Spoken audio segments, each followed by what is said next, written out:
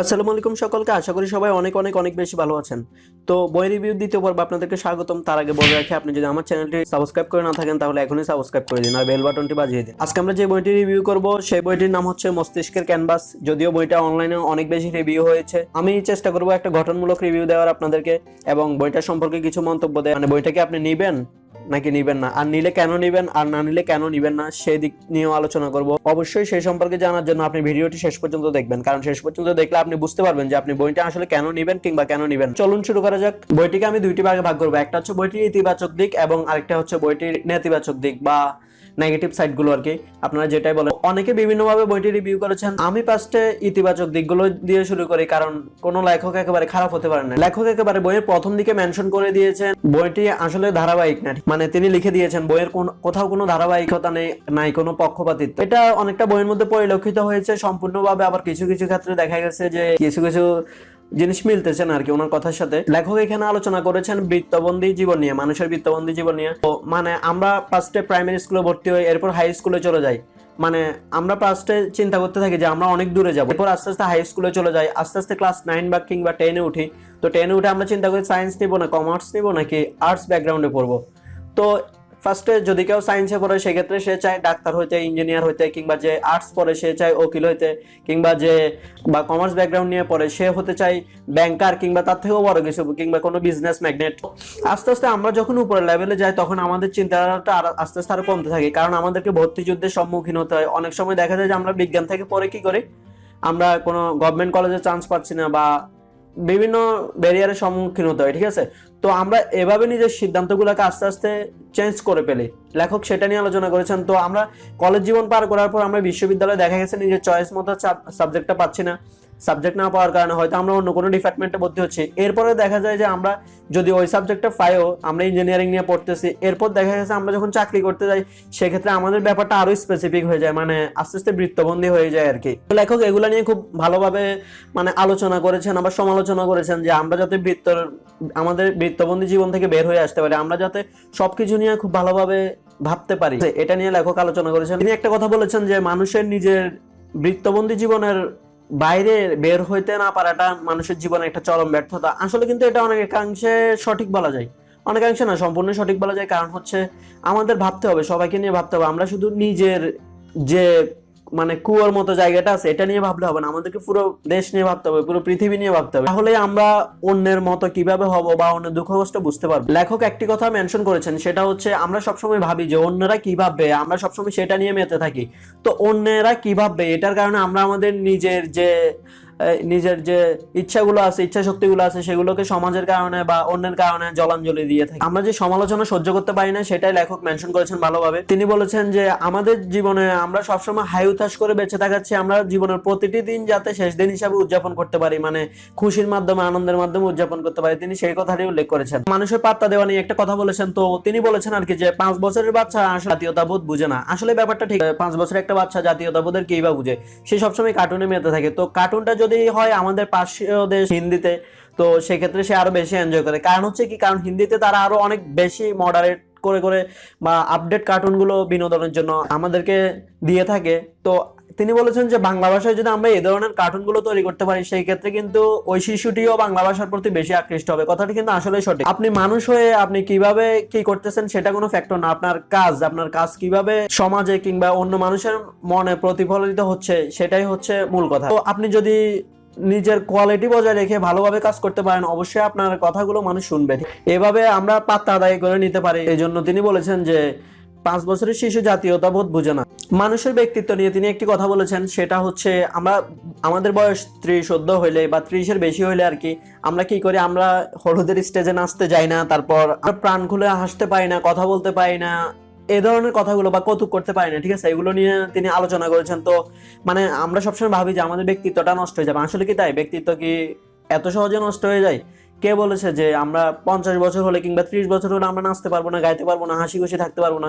এটা কোনো সমস্যা না, আপনি চাইলে শিশু হয়ে যেতে পারেন। আপনাকে সবকিছুর সাথে অ্যাডজাস্ট করার ক্ষমতা থাকতে হবে। তো লেখক এই কথাটি আলোচনা করেছেন খুব ভালোভাবে।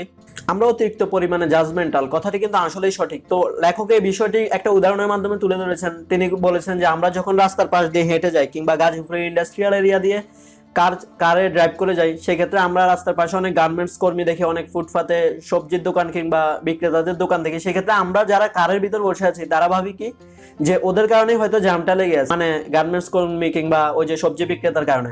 আর ওরা ভাবে কি যে একজন মানুষের জন্য এত বড় কার কি দরকার, বা ওদের কারণে এই রাস্তায় জ্যামটা লাগতেছে।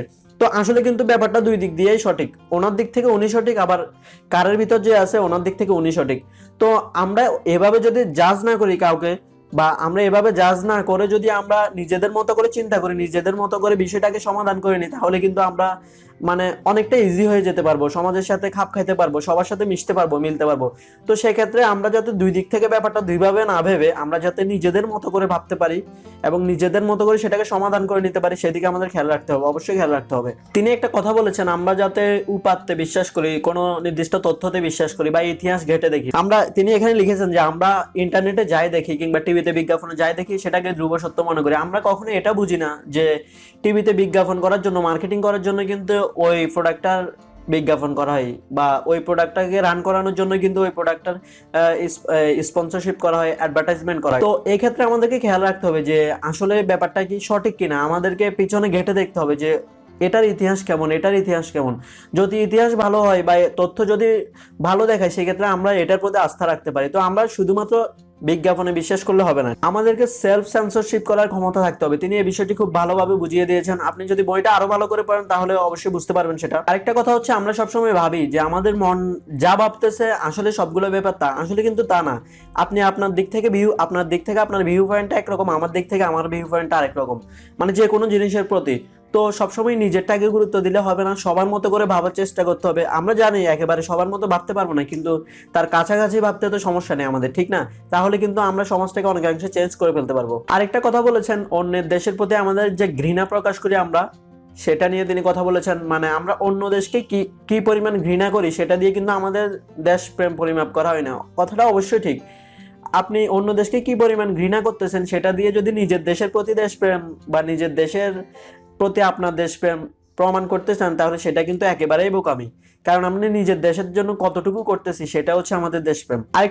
আরেকটা কথা তিনি বলেছেন, সেটা হচ্ছে স্টার্টআপের কথা। আমরা যখন কোনো কিছু স্টার্টআপ শুরু করি, সেটা জাস্ট প্রাথমিক আফসা কোনো কিছু দেখে আমরা সেটা নিয়ে ভাবতে শুরু করি।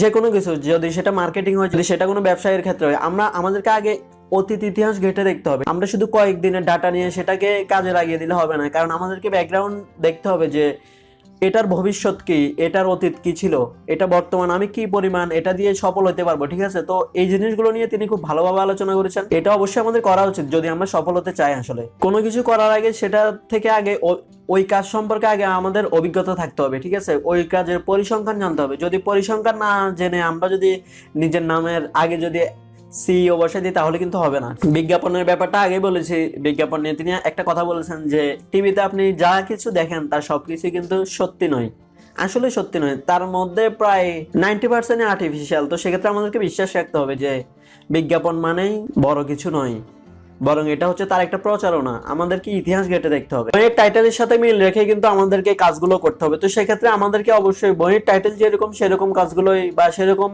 কথাবার্তা ভিতরে লিখতে হবে। একটা কথা বলে রাখি, এই বইটা হচ্ছে সম্পূর্ণ তার ফেসবুক স্ট্যাটাসের সামারি।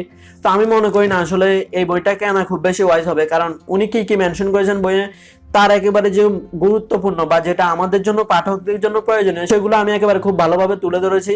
তো আপনারা যদি আমার ফুল ভিডিওটা দেখেন, আমি মনে করি না আপনাদের এই বইটা আসলে 200 বা 230 টাকা দিয়ে কেনার কোনো প্রয়োজন আছে। আশা করি ভিডিওটি আপনাদের ভালো লেগেছে। যদি ভিডিওটি ভালো লাগে তো আমার চ্যানেলটা অবশ্যই সাবস্ক্রাইব করবেন। প্রতি বৃহস্পতিবার আমরা বইয়ের একটা করে রিভিউ দিব।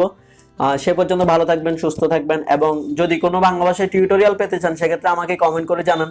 আমি বাংলা ভাষায় অনেকগুলো টিউটোরিয়াল দিয়ে থাকি, অ্যাপ রিভিউ করে থাকি, পিসি সফটওয়্যার বেস সমস্যাগুলো সমাধান করে থাকি।